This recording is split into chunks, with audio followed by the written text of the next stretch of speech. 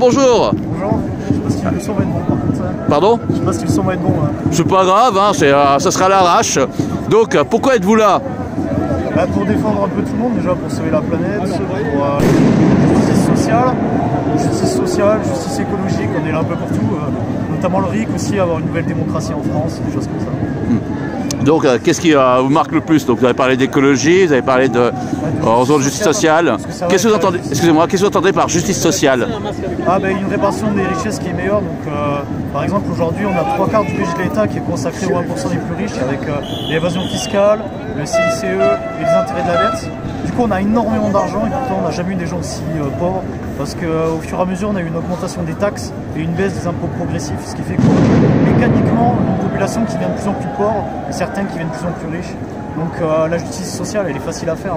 On n'a jamais été aussi riche, il faut juste mieux répartir. D'ailleurs, j'ai les graphiques pour expliquer ça. Donc là, on a la productivité qui a doublé et les revenus qui n'ont pas bougé. Et là, on a la population la plus riche qui paye le moins en pourcentage d'impôts. Pourtant, il y a un résumé de tout ce qui se passe aujourd'hui en fait. Excusez-moi. Au niveau fiscal.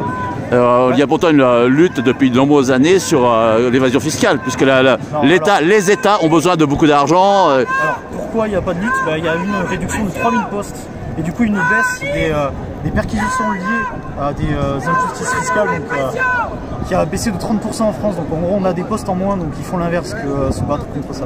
Ils ont réduit de 3000 postes ceux qui se battent contre l'évasion fiscale. Pour les entreprises, c'est une baisse de 30% des enquêtes. Et pour les particuliers, je crois que c'est une baisse de 15% des enquêtes. Alors comment expliquez-vous les sommes qui ont été récupérées, que ce soit au niveau des parlementaires ou d'autres, comme les GAFA? Alors on est les GAFA par exemple, c'est intéressant de voir à quel point ils sont peu taxés par rapport aux entreprises de boulanger. On voit quand c'est juste une façon de faire, ils font semblant de vraiment les taxer. Et les taxes, c'est ridicule ce qu'ils les taxent.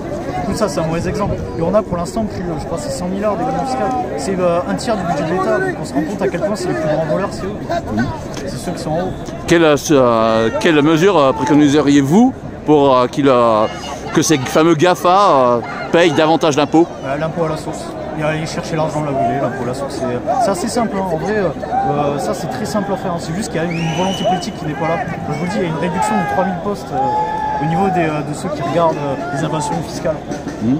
Avez-vous des sources, des sites où nous pourrions vérifier cette information et pour avoir plus d'informations, plus de références? Il y a un groupe sur YouTube qui s'appelle DataGull, qui est un super groupe qui va vous parler d'évasion fiscale.